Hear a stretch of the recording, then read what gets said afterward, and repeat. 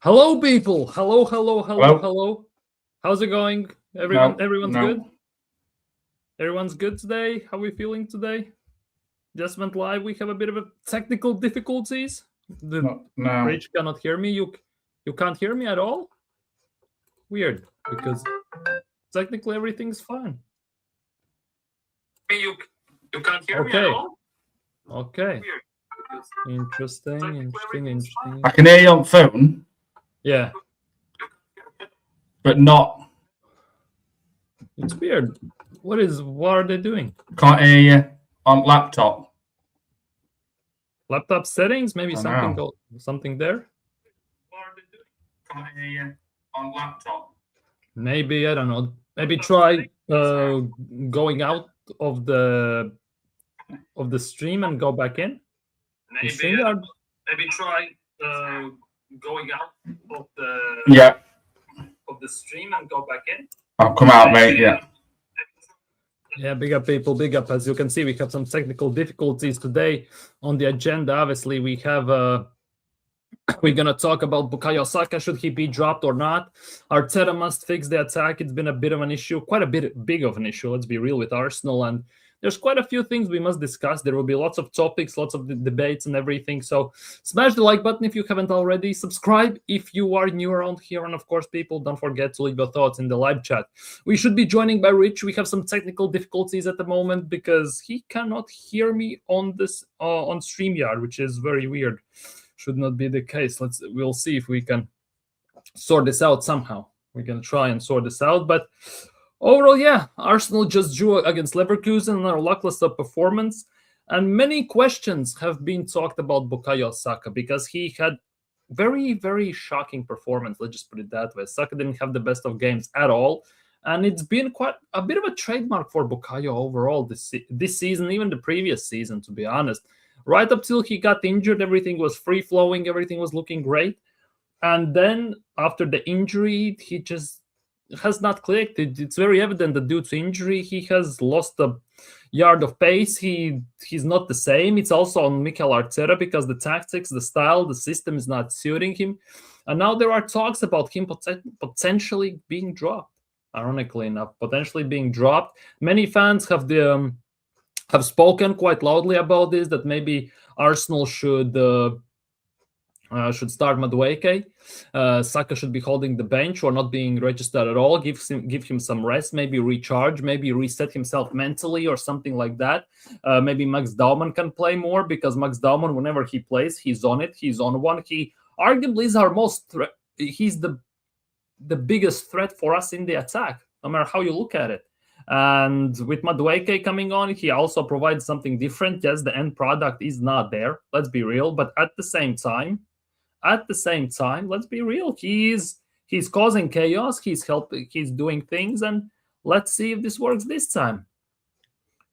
Let's see. Big approach. Can you hear me? Yes, I can hear you. Yeah, I don't know why I can't.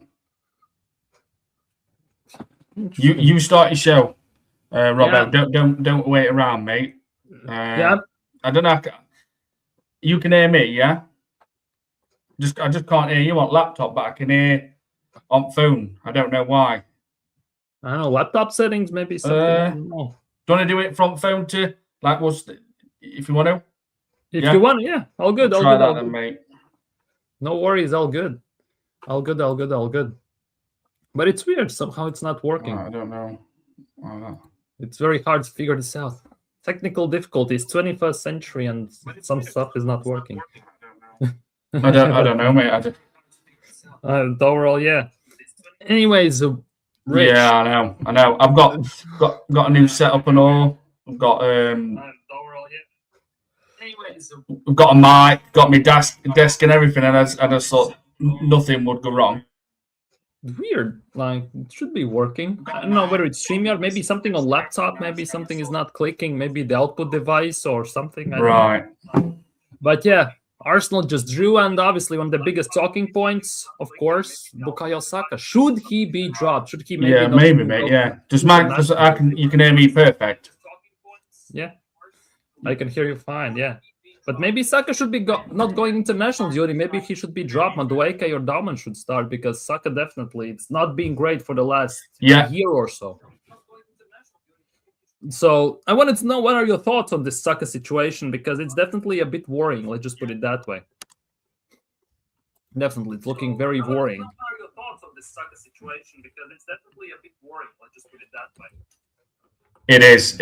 And you know, the thing is, and all, Robbo, it's very alarming when you look back now and think the star boy, you know what I mean, which he is. But last season, he scored 6 Premier League goals. He's on 6 Premier League goals this season. In 22-23, he scored 16. And he's played 79. He scored 79 goals for Arsenal since 2018, which we know about 300 appearances. If you take in consideration Alexis Sanchez, who I still think is a better player than him, and I'll have him all day long, from 2014 to 2018, he scored 80 goals, mate. And it's like, it's day and night, innit? Do you know what I mean? So I look at it and I think, firstly, I'm going to say Southgate and Arteta's destroyed him.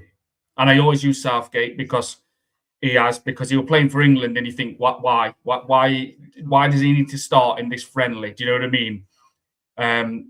And I believe, like Lee Gunnar said, grade tier 3 hamstring. It's destroyed his career. If he's not cautious in his mind when he's stretching for that ball, there's something wrong, because it's going to be in it. Do you know what I mean? With any player. But he never got injured. Do you know what I mean? But as soon as he were getting overplayed and Arteta were keeping him on, like when we were 3-0 up in games and stuff, he has to me now, his form. If we don't see Saka next season turn up, that will be, I think we've seen the prime Saka. I think it's done and dusted. I honestly think his prime is over with us. And to me, he's got to be dropped, mate. Yeah. I mean, Madueke, end product, we all know he struggles big time with that end product, but he will cause defenders havoc. The way he will run, and it's a lot of intensity and a lot of urgency. If he gets that ball, and if you look, he doesn't hesitate as much to go direct and straight through him. Do you know what I mean? And he's got a bit of strength on him. He's got good close control. But then it's just things like, I go out to Nottingham Forest game where he had Moretto on toast at Emirates, and I'm like, God, he's just running rings around him.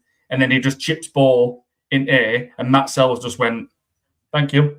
And I'm like, oh, if that had been Alexis Sanchez, he'd have put Matt Sells through net. You know, Andy Lampard, didn't see much of him. Robert Perez, Mark Overmars, they would, you know what I mean? They would have Freddie Lundberg. So I think Saturday, I don't think he should play, Robbo. I don't. I think Madueke should start. And if it's not Madueke, I would say Dauman. Yeah, I fully agree with that, because it's not great. And if Saka peaked in like 22, 23 season, 23, 24 to a degree, like this is very, very dark situation with the 300 grand a week contract as well, because we are not offloading him at all if it ever came to that at any given stage. And for me, the biggest question mark about all of this is, to a degree, is that we play very pragmatic, very robotic, mechanic, like systematic football, which doesn't suit Bukayo Saka. And Madueke actually looks like a breath of fresh air. People are actually wanting, to a degree. Only reason why, because Madueke causes chaos, which is quite very good. Controlled chaos is actually a very good thing. It kind of helps with our boring system. But for me, the biggest wondering question about all of this is that if we get a different manager, would Bukayo Saka come to life? And if he would, to what degree he could come to life? Would Bukayo Saka come to life? And if he would, to what degree he could come to life? Do you know what, Robbo? I've even come to the conclusion now. No matter what striker we bring into this club, Arteta requires 70 to 80% defensive side to their game, with the left winger, the right winger, and the number 10. He kills their main attributes, which is attack, forward thinking, and that creative spark in those players. if we had a different manager, like you've just said, Martinelli would be absolutely quality. Trossard would be allowed to do his own thing because he's the unpredictable one. Like sometimes with Trossard, you think, where did that come from? How did he finish that? Do you know what I mean? Like, but then you don't see nothing for 7 or 8 games. I think Trossard's last goal is 30th of December. I think, or against Aston Villa when we were absolutely quality, brilliant in that second half. So I just look at it and I think, even Wanyeri, if we had a different manager, even Wanyeri would not be told, you're not staying and you're going on loan because you can't defend. We need you to defend. He would say, do what you're best at. Do what you're good at. People keep saying how good this team is. And yes, obviously, when we see top of the league, 7 points, FA Cup, quarter-final, final, Carabao Cup, and Champions League, obviously, could reach quarter-final. It looks all perfect. But I'm telling you now, and I still stand by this, if we had a different manager, this Arsenal team would purr. We would see the performances like we did against Aston Villa in that second half, Tottenham home and away, Inter Milan, Atletico Madrid, Bayern Munich. We would see that more often. And people think, you can't play well every game. I'm not stupid. I know you can't. But the 97, 98 team, as an example, had games wrapped up 8 times before half-time. That then allows you to think, we've got a massive game on Saturday. We need to rest players. We're scraping through, Robbo. We're making it hard work where we can't even rest players. You know what I mean? It's so frustrating. Like against Brighton. We never looked like scoring, mate, apart from Saka. And it took a tiny little bit of deflection. I'm sure it did. And that was it. We're not giving no manager, opposition, a punch on nose. It's like, they're probably just going to wait for a set piece. You know what I mean? Even Henry's called it out, like he's saying. He loves Arsenal. Of course he does. He is Arsenal through and through. But he's saying it's like he looks at the team and think they're depending on those set pieces to win games. And it's just not sustainable. And I cannot wait for this guy to leave this club. I really can't. Please win the Premier League or Champions League and leave. But I know it's going to be even worse if we win it. He's going to definitely stay. He's going to get a statue. But that is the biggest thing about resting the players and everything. Our best performances have been in Champions League. I would give him a statue if you want Champions League. Exactly. But Man City just lost 3-0 to Real Madrid at the Santiago Bernabeu. Rodri can talk all he wants, Doku can talk all he wants about remontada and comebacks and everything, but do you think, just because that game is just before the Carabao Cup final against us, we have to grind the game out at Emirates. City, do you think Pep is gonna rotate with already in mind that game, with that final, and they're gonna be much more refreshed and much better? Let's just put it that way. In mind with that final, and they're going to be much more refreshed and much better. Let's just put it that way.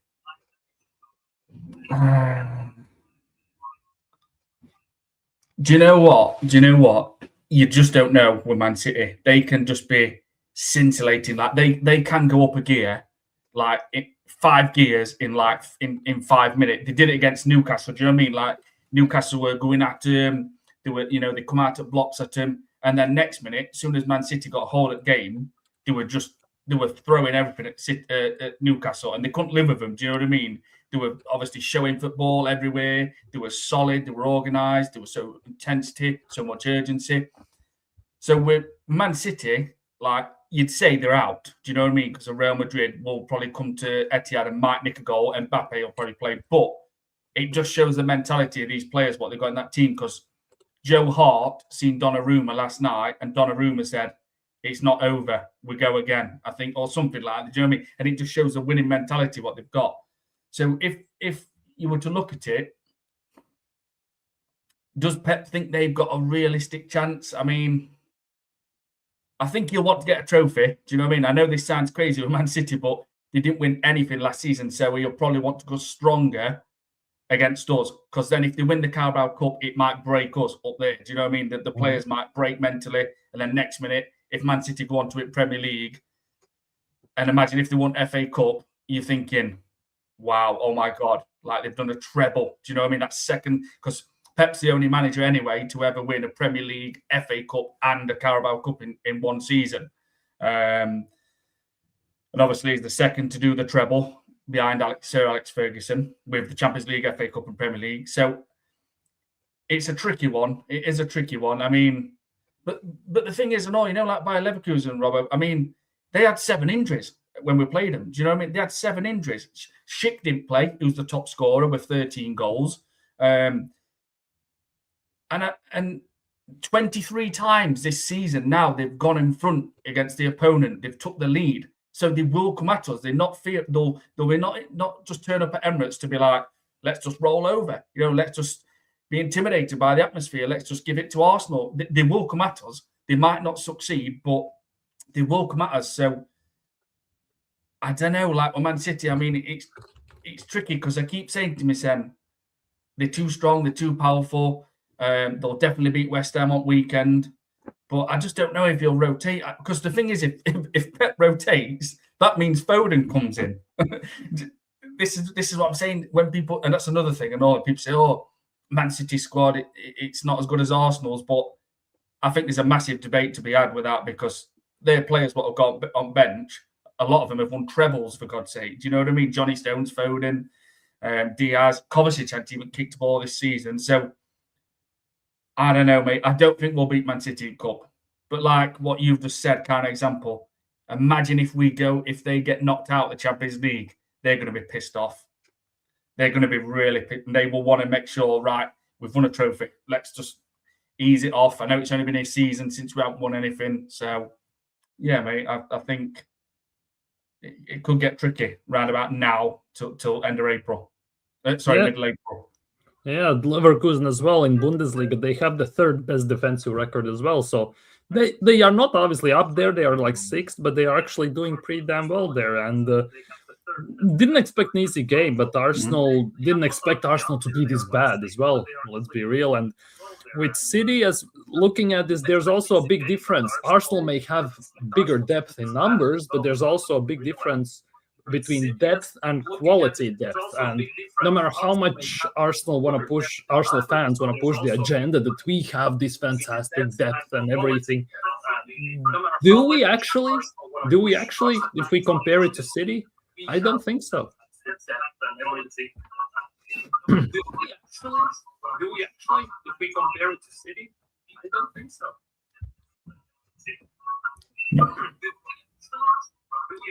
No. I when I look at our players to theirs, I look at them and I think they're better, aren't they? Do you know what I mean? Individual. I mean, would you take Semenyo in Arsenal team? Absolutely. Would you take Cherki in Arsenal team? Absolutely. Would you take Rodri alongside Declan Rice? Absolutely. Would you take Mark Gay over Cerebro Gabriel? No defenders getting in from Man City. No one. Haaland all day long. Do you know what I mean? Foden on bench. You would, wouldn't you? So we just makes about 7 straight away. So yeah, I think. But we know Robbo, and everyone knows it. Chat. Big up to everybody in chat as well. This manager he can't manage. He just can't man management, mate. He's just no good at it. How can you have an ex-Brentford captain, what's been established Premier League player, Norgard, being treated like a youth team player? Miles Lewis-Skelly, who will be 20 in September, had caps for England, scored on his debut, and having games where he gets 0 minutes. Skelly wants out of the club. Beyond me, mate. I know, obviously, we're going to play midfield against Wigan, but Calafiori picked an injury up in the warm-up, and then he was suspended against Mansfield Town, but I could be on all night, mate, talking about this manager. I swear, just the things he's doing, and like we from when you're in that breakthrough season, 9 goals. What more can you ask for from a breakthrough season from a young lad? He'll be 19 this month. 9 goals in 3 different competitions, and you're telling me he doesn't deserve to be in this squad? It's bullshit. It really is. Yeah, and same goes for Miles Lewis-Skelly. Looking at his last season, the breakout season, like phenomenal season, replacing Calafiori, Arteta's golden child in that regard. And looking at this, how he's being treated now and everything at the end of the day, he wants out of the club right now. There are lots of talks about him getting loaned to Everton, maybe even getting sold. Like, this is how low it has gotten. And now looking at Max Dauman, looking at what happened before with Biereth and others, it's actually very, very, very worrying with the youth, with our future. Let's be real, because those players are actually better than quite a bit of our players who are the senior players in our starting 11 even. Players are actually better than quite a bit of our players who are the senior players in our starting 11 even. Players are actually better than quite a bit. Yes, they are. And I've heard it tonight with Miles Lewis-Skelly, mate. I mean, you just look and you think, one year in Miles Lewis-Skelly, breakout seat, star. They were the star of Arsenal last season. There was we didn't have hardly any positives with Arsenal, knowing Bertu will come in maybe. A guy who I won't mention, released for certain circumstances, played nearly all season, you know what I mean, don't you, the midfielder? That were positive, that he stayed fit all season. TP, I'll say. Everyone knows what I mean. And the biggest, brightest thing with Arsenal last season, which you won't much talk about, was Miles Lewis-Skelly and Ethan Nwaneri. And now it's like, see ya. It's like they're just a thing that passed. Thanks for helping us. On your way. Do you know what I mean? Nwaneri, under 21 championship winner with England. It's I like what you said. I worry for Diamond with Arteta. I really do, because I can see him ruin him. I can see him saying, like, putting him in like a more of a defensive role in midfield, and you're thinking, what are you doing? And he might not, but you know yourself, Robbo. When we say these things, we don't make it up. It's what he's done, innit? You know, it's what Arteta has done. We don't trust this. I do not trust this guy at all. I don't trust him Saturday. In my head, I'm thinking he probably won't even give Madueke a single minute. Do you know what I mean? Because he'll put a bit more faith in Saka, which Saka, you know what, he could turn up and be absolutely brilliant. But in my head, I'm already thinking, wouldn't surprise me if he don't even give Madueke one single minute. Like when we beat Club Brugge and he scores those 2 goals, one was fantastic. He'd still not scored in the Premier League at the time. Then we played Wolves that Saturday night over Christmas period. I think maybe December 13th or something like that. Saturday night on Sky, etc. That was the perfect time for Madueke, as we say, to get that duck off his back to score his first Premier League goal. He didn't even give him a single minute. Not 1 second of football that night, when that was the perfect time to bring his confidence into the Premier League to get his first goal. And obviously on that night, he played Declan Rice against Zubamendi, against Wolverhampton Wanderers, who've not even won all season. So, yeah, mate, I mean... Yeah, it is actually quite nuts, let's just put it that way. And if it's because it's actually very interesting looking at this, because our youth, looking at our players that are coming up, you would think they actually play big roles. It came to a point where Real Madrid, whether you believe it or not, that's a different story, but there were reports that Real Madrid even are looking at Skelly to a degree, to some extent, whatever fashion they wanted him. Let's just put it that way, based on last season. And breakout season, he carries the team for most of the season, while Scalafiori is sitting in the hospital. Let's be real, we have bought another injury-prone player who you cannot rely on. And this season, well, he gets nothing at the end of the day. It's like Arteta basically is a user and abuser. He uses the players. And like Arteta uses the players when it's convenient for him at the time when shit has hit the fan, his back is against the wall. But as soon as the smoke clears, the fire has been put out, his favorite players are back, the players he used before, and they actually have done better than the actual players he wants to use, well, they get treated like trash at the end of the day. And that, I don't know, like, that's why I want to see a different manager, because surely based on this team, looking even at the squad, they cannot be as bad as they are performing on the pitch. Let's be real, because it doesn't add up at the end of the day. And the way we have been playing the whole season, we should be playing like that towards the end part of the season. When you need a point, you cannot lose. We should not be grinding these games out by the skin of the teeth every single game, pretty much. because it drains, it destroys players, it causes injuries and everything. There have been chances to put the games to bed by halftime. We just don't go for the second, third. We just don't go for the knockout blow.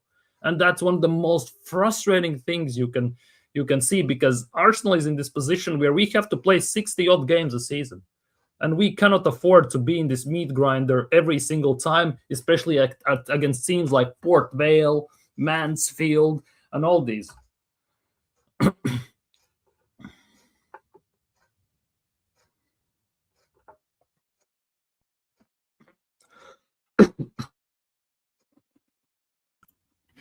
And that's the thing, and it kind of just shows a true reflection of Arteta as how he is a stubborn, smug prick. His smugness is like, it looks to me like he thinks, oh, I've got the best defence in the world, which we kind of have, but even that's not as good as it used to be at all. This year we've conceded so many goals compared to last year. And it's like, oh, we're not going to concede, and if we do, we'll just take a draw. Like, if you look at the Man United game, when they equalised, he was like that. You could see the panic on his face, like thinking, shit, what do I do? That wasn't meant to happen. No one scores against Arsenal. Do you know what I mean? He panics. And this is why I keep saying it, and I say it on Twitter, I say it on Shorts Lives, everywhere. We have been shambolic and pathetic in so many games this season. Wolves home and away, Liverpool home and away, Brighton, Forest, Bournemouth, we were shaky, very shaky. Last night, Leverkusen, Newcastle, we made hard work of it. Gabriel and Moreno saved us. Man United, first game of the season, Calafiori with a near enough an own goal. Gabriel and Saliba kept us basically with 3 points that game, because Man United was all over us. Man United at Emirates. And I've kept calling it out, and I keep thinking to myself, am I being too negative here? But then I look back and think, I have seen Arsenal win 3 titles. I am not watching nothing what replicates anything where I could say to Arsenal, the way they're playing, yes, you will go and win a trophy this season, because how bad we are. But it's a good job we've been given something good with Gabriel and Saliba, let's say Timber, and let's say Declan Rice, who should, by the way, be Arsenal's captain, because I never want to see Martin Odegaard with a captain's armband on an Arsenal shirt. Weakest captain I've ever seen in football. And I looked at it and I just think, if we get over the line and win that Premier League, I won't be able to look back and think, remember those days where we were just scintillating, where we were purring, we're blasting teams, it were 3-0 at half time. I'm going to look back, Robert, and think, I remember Aston Villa in second half, that performance. I remember Tottenham home and away. And after that in league, I don't remember much more. Do you know what I mean? I don't look back and think, what a season. What a standout player. And I just look and I just think to myself, when you have got yourself in a title race like we are now, obviously we're top at league, how are these players going to get inspiration and motivation? What can they do to look on touchline when we're not playing bad? Because Chelsea away, that's another one, and they had 10 men. Casado got sent off. When these players need to look to someone on touchline, imagine those Man City players looking and seeing a proven serial winner as a player and a manager looking back at him, Pep. And they look to him and probably think, boss, we can't break them down. Help us. Do something. That's where the manager comes in. Please change formation. Play 2 up front for 20 minutes like we should have done against Chelsea with 10 man. We would have annihilated them. We would have dragged them everywhere. They would have even had to put whoever in midfield at time with Casado, I can't remember. But even he would have had to help the centre-backs more and sit in, because we would have dragged him everywhere with 2 men. And it's just a 4-3-3. Arteta never changes the formation. He didn't do anything against Nottingham Forest to give Sean Dyche an headache, who we all know when Sean Dyche were at Burnley, he used to soak defending up. Do you know what I mean? So it's just every time, and like you just said, it's because he's an apprentice, but he's learning his trade at Arsenal Football Club. And it's proven and it's shown, like, these players can't say to him, what's it like winning that? What's it like winning that when you're a manager of that team, when you won that, this and that? They can't do anything. It's like the blind leading the blind at times. Some of these players are only reaching the first final in their career, when obviously they play Carabao Cup finals. So, mate, we've been lucky, Robbo. We are. I'm telling you now, we're lucky this season. We really are. that we've got. Gabriel and Saliba, even obviously they lose a lot of concentration now, but I think if we had 15 more games, I don't think Arsenal's no chance of winning league. Because I think we would fold because players have been burnt out. Yeah, I think also injuries would pile up, and they are already piling up, and we have somehow scraped through it. And it actually looks like we are basically lucky that this league is not the level it was a few seasons ago. Because if we were in the same position, we would be 10 points behind. I genuinely believe so, if not more. And that's a big issue. And to be honest, big up Tyrell, by the way. Big up Tyrell.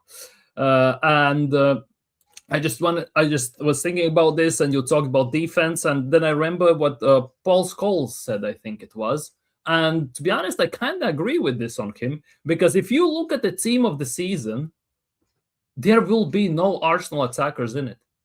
There will be defenders, maybe Raya, maybe Declan Rice, and that's it.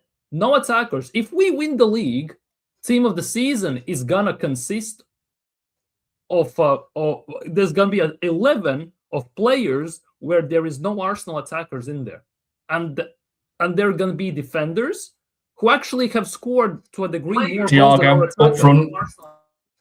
Exactly, yeah. Defenders score more goals than our attackers, and there are memes flying around the social media that they show Arsenal's back line.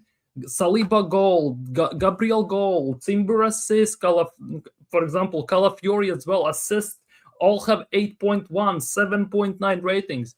And the caption just reads, if you did not know anything about football, you would think these are Arsenal's forwards. Like, it does not make sense. Literally does not make sense how we are in this position after $1 billion spent, that the attack is basically non-existent and our defense has to carry the attack, because our attackers actually are quicker going backwards to defend than when they have the ball to go on the counter. Make it make sense. Generally, make it make sense. Make it make sense. Robert, do you know what's crazy? Do you know what's crazy as well, mate? Do you know if say for an example, we do not sell any players? Do you know what's crazy as well, mate? We do not sell any players in the summer. Obviously, we're going to. Do you know what I mean? Martinelli or Trossard, one of them is going. But this is an example like what you've just said. Imagine if we couldn't sell any players in the summer for some reason, whatever, but we had money to spend, and this is mad. We would need another 200 million spent on that front line.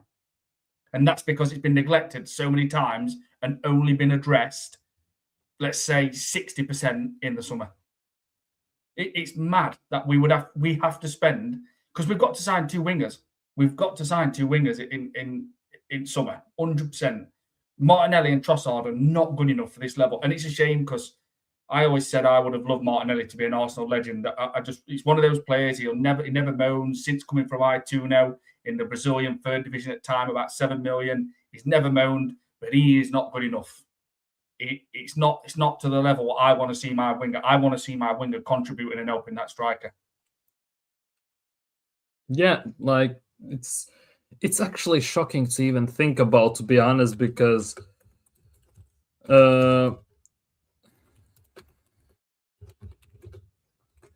like when you look at things, it's actually quite shockingly embarrassing, to be honest. It's embarrassing. And you would, like, for me, when we signed Gyökeres, after all that Spanish Telemundo saga, what happened there, who knows, right? Only reason I had hopes, because I expected Arteta to change something in the style, in the system, to fit Gyökeres. Because obviously, the whole last season, everyone told and was talking about this. As soon as Arsenal get a striker, the league is done and dusted. And now we have this striker. And, well, it's not even in Premier League. Yes, he's doing wrestling moves, WWE, RKOs, Stone Cold Stunners, and everything like that in Premier League with the defenders. But yes, he has 10 goals in Premier League, right? He has scored a penalty, some open play goals. But at the same time, most of the stuff he does is against the smaller teams, which obviously Arsenal have issues with them, not the big ones per se, but at the same time, you need Gyökeres to start scoring as well against the big teams, because against the big teams, they actually tend to be an issue, especially teams like Man City. And we do nothing. We play the same style. It doesn't matter. We play Mansfield, we play Crystal Palace, or we play City. We play more or less same style. Against City, a bit more defensive, but still we play the same style and nothing changes, no imagination. And when in the game something goes wrong, no adaptability. Always the same substitutions as well. Always Hincapié, Calafiori, they shuffle around. Sometimes White Timber shuffle around. Best case scenario, Madueke comes on at left wing or right wing. And Jesus comes, or Havertz comes on for Gyökeres. There is nothing that would suggest that if we were in a tight spot, we actually could change something. Because many times, against PSG, we could have changed something last year. Against Bayern Munich, well, not Bayern Munich, sorry. Well, against Bayern Munich, we might need to change if we go that far. But against Leverkusen, we also need to change something. We cannot play like that. Leverkusen actually are a very solid team. And Arsenal have issues when we play against teams that are either physical or they play quick football with the ball on the ground. And in Premier League, obviously, we don't see that too much, hence why we somehow bumble our way through the games. But in Europe, they actually know how to play football. Premier League, people say it's the best league in the world. For me, it's not. Because Premier League is the most watched league, it has the most money, and they have most of the best players. Hence why it's the most watched league, and people say it's the best league. But when it goes to Europe, in the last, 16 years, I checked it yesterday, only 4 English teams have won Premier League. The rest of them are Spanish, Italian, and all this stuff. Like, with Arteta, the Premier League system is not going to work in Champions League. Our best games so far this season have been in Champions League. Atletico Madrid, Bayern Munich, Inter Milan, and all these teams, we have played some better football. And as soon as we come up again in round of 16 against Bayer Leverkusen, we decide to play the system we play in Premier League. And it's never going to work. And in Europe, the rubbing and scruffing and hugging the goalkeeper we do in Premier League does not fly. The referee instantly said, I see that. Instantly the ball goes to them, or it's a yellow card, and you are done and dusted. And it looks like Arsenal on the corners as well are cooked in that regard, because they cannot block anyone off anymore. If we cannot create from open play, and we are now kind of handcuffed also in Europe, at least from set pieces to a degree, we basically will do nothing. Because the league stage, yes, 8-0 in the overall, it's fantastic, let's be real. At the same time, you can afford to lose 2-3 games and still make top 4, top 16 without qualification. Worst case scenario, have to play round of 32 if you get through. But besides that, when it gets to crunch time, well, the tough get going when going gets tough. With Arsenal, it looks like that we might stop.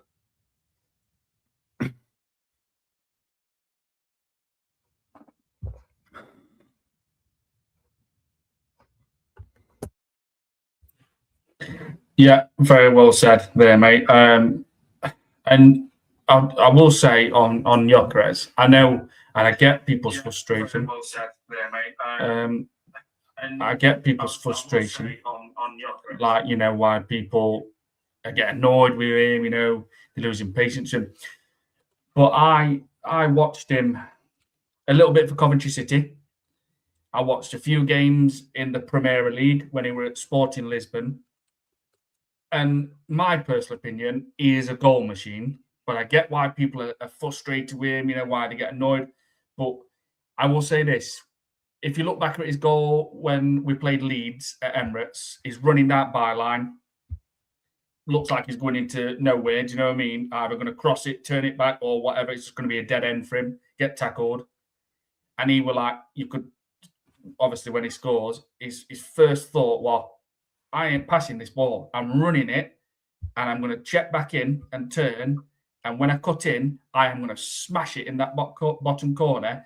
And that's what I do. Do you know what I mean? That I mean business. And he did it, obviously, against Leeds. He ran it, cut in, smashed it bottom corner. And I thought, that's someone who's like and what? Do you know what I mean? Let's go. Do you know? So we've seen that. That's when I thought he's got it. He will be able to handle it in Premiership, especially physically. The goal where he's laying on floor, he comes on and scores 2 against Sunderland, I think it was. And he's laid on floor, and if you look at it, he's like I said, he's literally on floor, and the power he generates while he's literally on floor, that tells me not many strikers can do that, Robbo. Not many strikers can generate that power while laid on floor. Maybe Lewandowski's, Haaland, you know what I mean? The goal against Leeds as well at Ellen Road, where he just gets his toe, literally a last toe onto the ball, and it's like a Fox in box goal. That's where I'm looking and thinking, yeah, that's a different kind of goal, the Fox in box goal. Everton penalty, a bit like Haaland-esque, where he smash it bottom corner. Keeper basically like, it's one of them where no matter, even if you dive, it's going to break your fingers if you touch it. The goal against very experienced goalkeeper Jan Sommer for Inter Milan, where the ball's moving. Now, some players would swing at it, absolutely smash it and go wide, go way over the bar. But he literally got that perfect cushion on it with a side foot and the perfect eye and chipped it like it went over Jan Sommer's head, which we all know Jan Sommer's a very, very experienced Switzerland goalkeeper. And the game against Tottenham, the goals against Tottenham, where he's like shrugging them off and literally pushing his weight about, you know what I mean, and showing how ruthless it can be. So I will say this: if Gyökeres played for Man City, I think Gyökeres this season would be on 18 Premier League goals just. In the Premier League, I think he would be on 18 Premier League goals now and maybe 5 in other competitions. I think, let's just say, I think he would be on 23 goals in all competitions this season, in his first season, if he played for Man City. Because Pep would adapt to him, Robbo. You know he would. You know what I mean? He's done it with Haaland. But Arteta, 4-3-3. If it don't work, don't know what to do. Because, again, it's like the blind leading the freaking blind. Yeah. I mean, Gyökeres as well. To be honest, he has 15 goals in all competitions. He has 10 in Prem, 4 in Champions League, and 1 in Carabao Cup. No goals in FA Cup for now, at least. But obviously, for me, Gyökeres' expectations was 30 goals all season. We are at 15 in the season. Well, we have best case scenario. If we get to finals everywhere and do things, we have 8, 9, 10, 11, 12, 13, 14, 15, about 20 odd games to go. He could do it, but to score like pretty much a goal a game ratio, I don't see it happening. Let's just put it that way. But it also doesn't help when, to a degree, he gets no service. When Saka plays... Well, I said 20 just in Premier League, Rob. I think I'm going to be wrong on that. I see, yeah. Gyökeres has 10. I think he's the only one with double-digit goals for Arsenal in Premier League, I think. Yeah, it could be the case, to be honest. But overall, like, he doesn't get too much service. Like, to a degree, he has to feed off scraps, no matter how you look at it. Let's be real. He has to feed off scraps as well, to a degree. But somehow, as soon as we have Madueke on the pitch, Ranieri on the pitch, he gets the ball more. And it's very ironic because Havertz, who was injured for the almost whole season, he came back in January. In the first few games, he had more passes to Havertz for dangerous shots, more passes and more chances created for Gyökeres in those few games than, well, Saka and Odegaard combined pretty much throughout the whole season. And he was just come back from injury. Somehow they had the better chemistry. But let's be real, for Leverkusen as well, Havertz played in that free roaming, number 10 role, which is definitely one of his strong suits, no matter how you look at it, and it was working. And it was actually quite nice to watch. But right now, looking at this, how Eze doesn't even get that too much to do to a degree. Eze somehow only can play against Spurs. No idea why. But again, it also is not looking great. But again, it's on Mikel Arteta to figure this shit out, because you cannot have Eze at Crystal Palace be one of the most exciting players at Arsenal. Well, he looks like Fabio Vieira to a degree.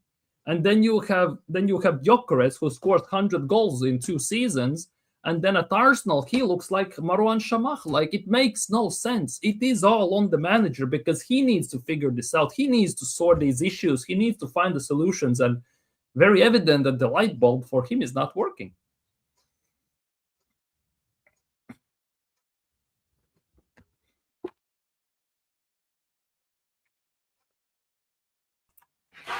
Great points again. And I like what you just said. I guarantee you, great points. If Eze would have signed for Man City in January, it would have same effect to what Semedo's doing now at Man City. Like you said, it's Arteta. It is Robert. Like, look, like what we've just been saying. How can Miles Lewis-Skelly and Ethan Wanyama like be a piece of like a dust at Arsenal now? Like they've forgotten. These guys are gonna kick Arteta back in head. I'll tell you now, when they leave, they're gonna end up being great players somewhere. Like, how can we just lose them? How can Martinelli's form just completely disappear because it's all about defensive side to his game? How come we've got one of the best number 10s in Europe, Eze, and it turns up not every game now because we don't know what goes on in that changing room? But it makes me think, does Arteta say to these players today, I need you to defend. I need you to be so solid. Don't attack unless you have to, really have to. It makes you think like it puts them on strings, you know what I mean? Because there's no way we can have performances like Aston Villa at the Emirates when we wasn't that good in the first half and we came out second half and beat them 4-1 and we were absolutely to watch it. I'm thinking that's my old Arsenal. For an half of football, I looked and I thought Arsenal's back. And then we played Bournemouth the following Saturday night, and it were back to like cuddling, big cuddles, scraping through. Yes, we won, but we were lucky. And I just thought there's something. It's him. It's got to be Arteta. It feels like he's scared to go again. Right, we've just done this to Aston Villa. When we play Bournemouth on Saturday, fucking get him. Don't hold back. Show them we're top of the league and show them who the Arsenal is. Even though it's hard to say the Arsenal, because the Arsenal to me is when David the Legend Dean were around.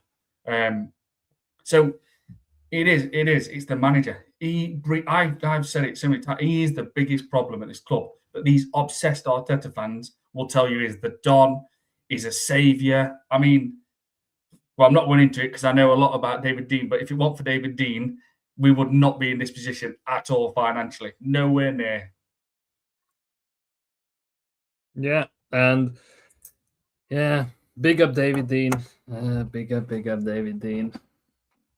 Shame we don't have someone like that at the club right now to a degree. But yeah, and it's weird because looking at Arsenal overall this season, it's weird with it's a bit of a summary of the season. We are mid-March at the moment, but in my opinion, Arsenal hasn't had a good or great or good full 90-minute performance. There's usually one half, mostly in Champions League or against Villa and teams like that. It's usually one half where we are better than the other half, much better. Somehow we have turned 180 degrees, we have turned the corner, or we are the same, if not worse.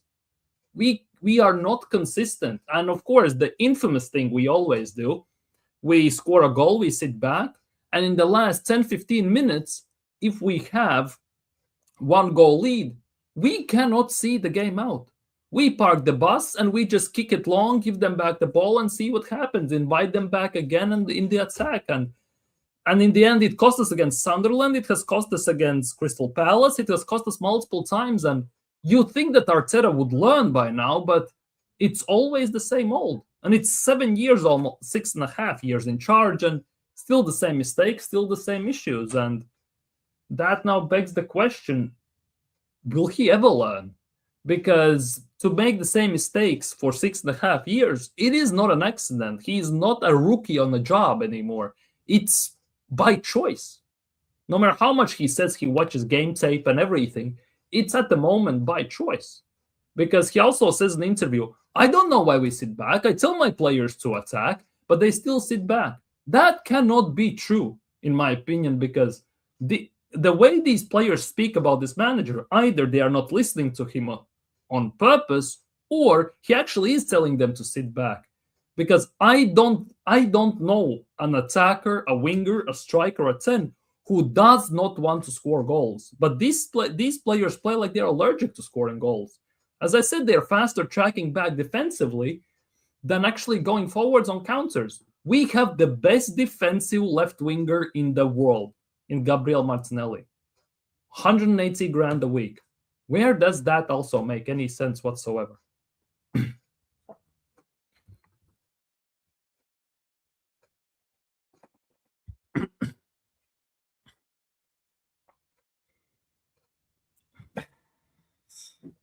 I know. I mean, it's mad because we could literally be talking all night about Arteta, etc., and yet we top at league by 7 points. But the thing is, Robbo, and like people in chat, what we say, we are not making this up.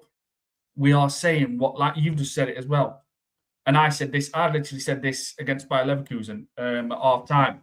Arsenal do not play well for 90 minutes. It's facts. It's not you making it up. It's not me. It's not people in chat. It is actually factually happened. The facts are there.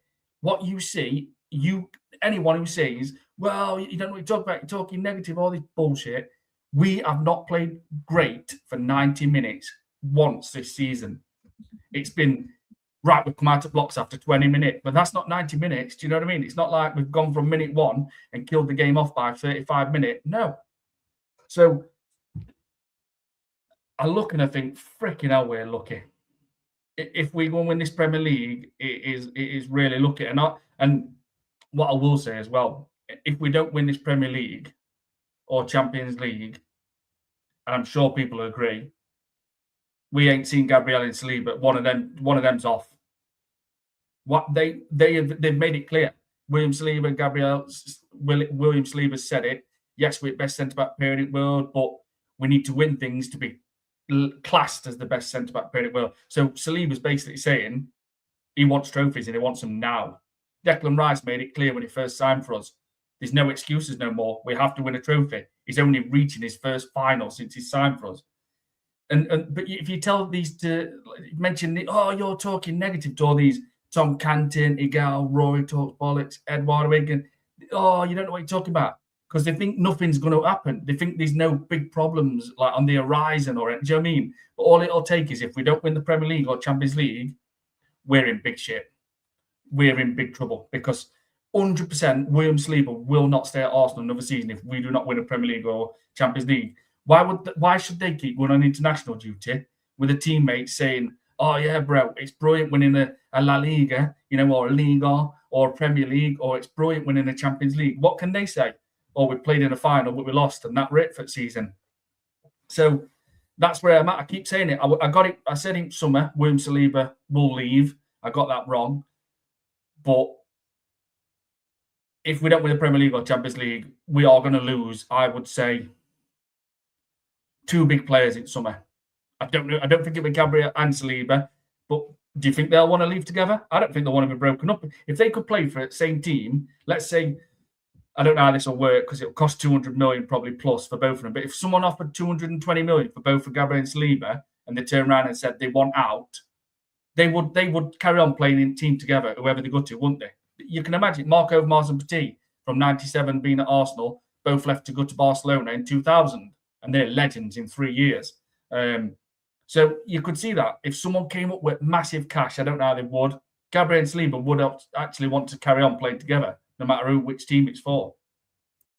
Yeah, that is the biggest worrying part. Gabriel Magalhaes, he's 28 years old. Like, he's at the peak of his career, so to speak, age-wise. Maybe he has 2-3 years left. Let's just put it that way. Saliba at the moment is 24, so he has a bit of future depending on the injuries and how his career basically pans out. But the time is running out, no matter how you look at it. And not just for players, per se, at Arsenal, and not just for Arteta, but for Arsenal in general, because for me personally, the way I look at this in Premier League, it just goes in windows. And Arsenal's window of opportunity, again, is shutting closed very, very fast. It's just a matter of time until whatever City does, just a matter of time until they come back, until Liverpool does their thing. It will be interesting to see what happens to United. The Chelsea, will they sort themselves out? Maybe they will, maybe they will not. And yes, we are at the top. Yes, we are there. It's looking, let's just not say it's looking rosy just on paper, so to speak. It's not looking rosy on the pitch. Let's just put it that way, for me at least. But last summer, last summer, I said that Arsenal are gonna go trophyless this season. People said that I'm dumb, I'm blind, I'm stupid. We have the best depth, we have best everything in the world. Right now, we have a final in a week. Well, a bit more in a week, right? I could be proven wrong right there. However, for me, the issue with this final, for example, is the fact that we are playing the same team that is chasing us in the title race. Because for me personally, the team that wins this Carabao Cup, about 80-85% is going to win the league. Because if Arsenal win, they will finally figure out what it feels like and how to win a trophy, which means that will give them that second wind, that motivation, that mentality is going to change. If City is going to win it, they will get a trophy. They also are going to get the second win. And that also will cause a bit of a negative side effect, could cause for Arsenal, because we all know when going gets tough, Arsenal fold. When there's insane amount of pressure, and losing to City already, and with the game coming up at Etihad, it is going to be very, very worrying. At the moment, we are 7 points clear. City have a game in hand. For me personally, just like it was 22-23 season, I just assume City are going to beat Palace, and it's a 4-point gap. If it's 4 points until Etihad, let's just say we lose that game, it's 1 point. Anything can happen from there. As soon as City, if City get in that 1 point, 2 point region where one win takes them over us, I think we're gonna be cooked, because mentally we gonna break down at some point, especially if we get a rough going in the Champions League, or we get something very rough in terms of, let's just say if we get passed by Leverkusen, we go to we play Bodo Glimt, and we have to fly to Norway, and we basically are coming back with a 2-0 deficit or something like that. I think it's going to be very, very dark and dire times towards the end part of the season if this keeps up. And we are entering that window where Arsenal usually tend to ball it as well, which is not toxic and negative. It's just PTSD from Arsenal from, I'm not going to lie, years of support. Let's just put it that way.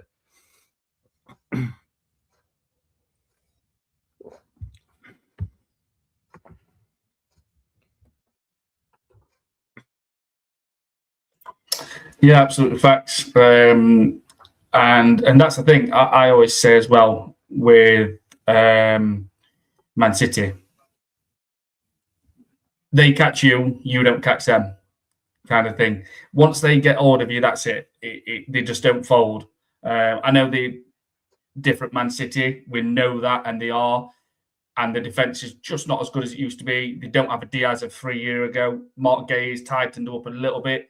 But Kushinov's, it's either Nunes, Kushinov, right back. I mean, even Nunes, it still baffles me that Pep has kept faith in Nunes at right back when previously, before Nunes, it was one of the best right backs the Premier League's ever seen, Kyle Walker, and Nunes played as a centre midfielder when he were at Wolves.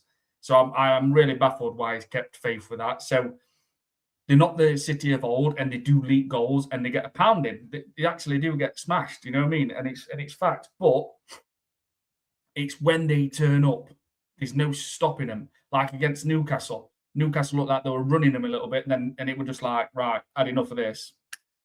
Bang, and they were just dragging them all over. Robbo, do you know what I mean? It was like this might end up being 5-0, 5-1 at half time. They were scintillating. They were dragging him everywhere. They were first at ball. They were stronger than him.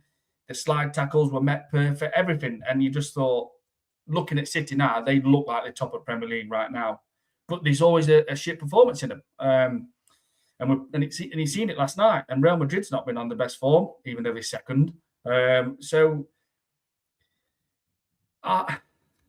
Like if I said to you, are you confident we beat Everton Saturday night? I know where I'm at, and I cannot even do score predictions.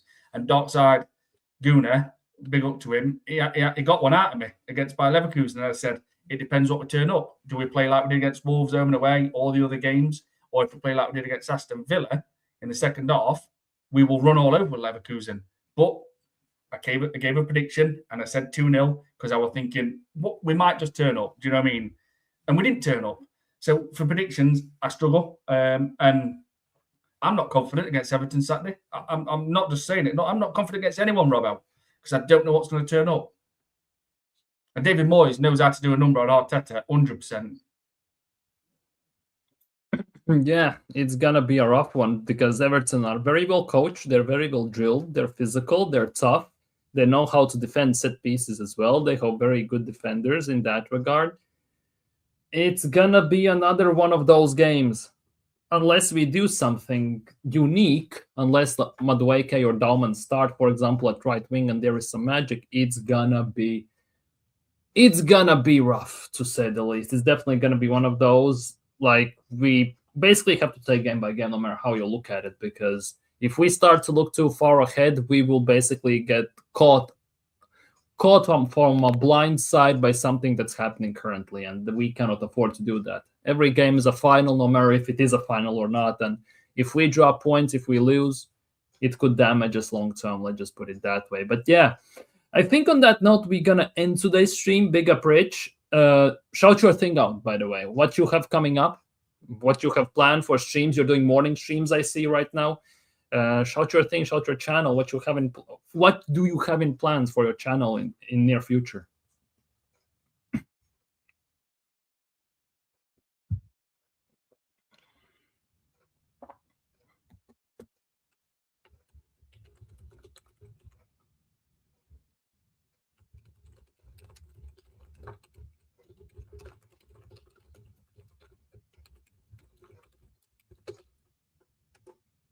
What you have planned for streams? You're doing morning streams, I see right now. Shout your thing, shout your channel. What do you have in plans for your channel in near future? Yeah, it's Rich99 Arsenal. If anyone wants to subscribe and follow the channel, I say trialing this morning kind of stream, and I'm talking about 5:40 in the morning because I'm off work at the minute, still with my ticker. I had a little bit of an art operation 2 weeks tomorrow. Kind of started it, had to stop it.